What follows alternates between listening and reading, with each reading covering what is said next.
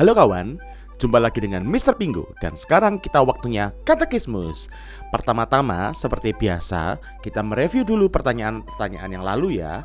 Tapi kali ini Mr. Pinggo hanya akan mereview dari pertanyaan ke-6.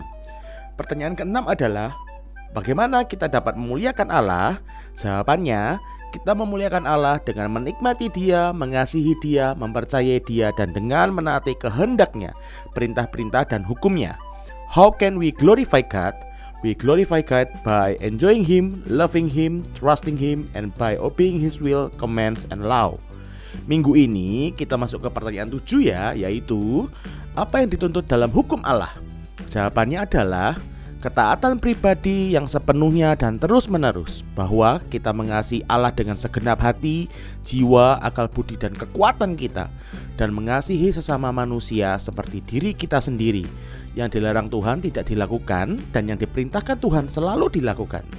In English, what does the law of God require?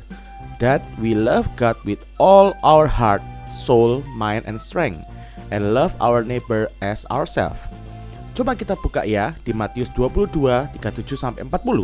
Kasihilah Tuhan Allahmu dengan segenap hatimu, dan dengan segenap jiwamu, dan dengan segenap akal budimu, dan dengan segenap kekuatanmu. Dan hukum yang kedua ialah, kasihilah sesamamu manusia seperti dirimu sendiri. Tidak ada hukum lain yang lebih utama daripada kedua hukum ini. Jadi, hukum yang lain berpusat pada ayat ini, dan kata kuncinya adalah kasih atau love. Bukankah ini sesuatu yang sangat baik kan teman-teman? Jadi kita bisa saling mengasihi. Jadi, kepada siapakah kita harus mengasihi?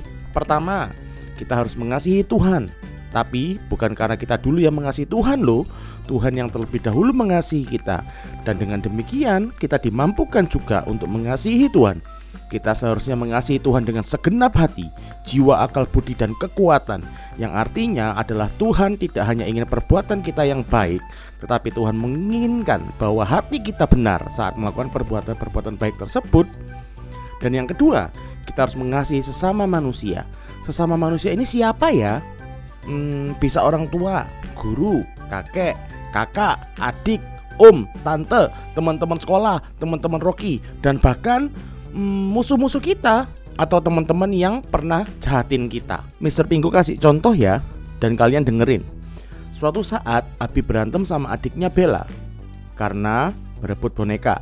Seharusnya itu boneka Abi, tetapi karena adiknya Bella masih terlalu kecil, direbutlah boneka itu. Abi dan Bella sama-sama menangis.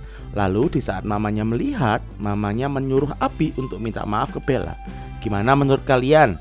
Adilkah jika Abi disuruh berbaikan dan minta maaf ke Bella, sedangkan kita sama-sama tahu bahwa sebenarnya yang merebut adalah Bella?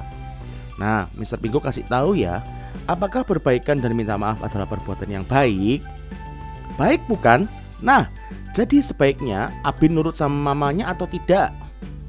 Jika kita ulangi kembali ke pertanyaan 7, apa yang dituntut dalam hukum Allah? Maka yang terbaik untuk Abi lakukan adalah untuk tetap berbaikan dan minta maaf. Tapi nggak berhenti di situ saja teman-teman. Abi harus memperhatikan hatinya di saat dia berbaikan dan minta maaf dengan adiknya. Dia harus melakukan itu bukan dengan terpaksa, tapi dengan hati yang dipenuhi kasih dari Tuhan. Hanya Tuhan yang bisa memampukan Abi untuk berbaikan dan minta maaf dengan adiknya. Jadi, hal apakah yang terbaik yang bisa Abi lakukan sebelum berbaikan dan minta maaf dengan Bella? A. Ngambek.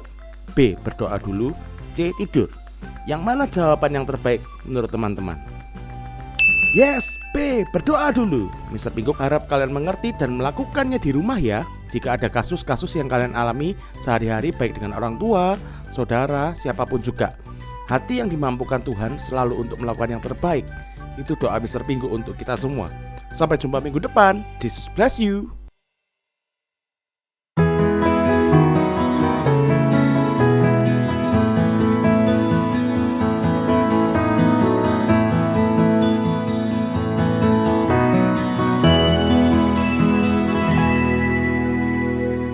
What